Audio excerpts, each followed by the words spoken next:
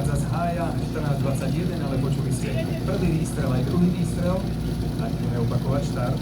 Veľký pozor teraz.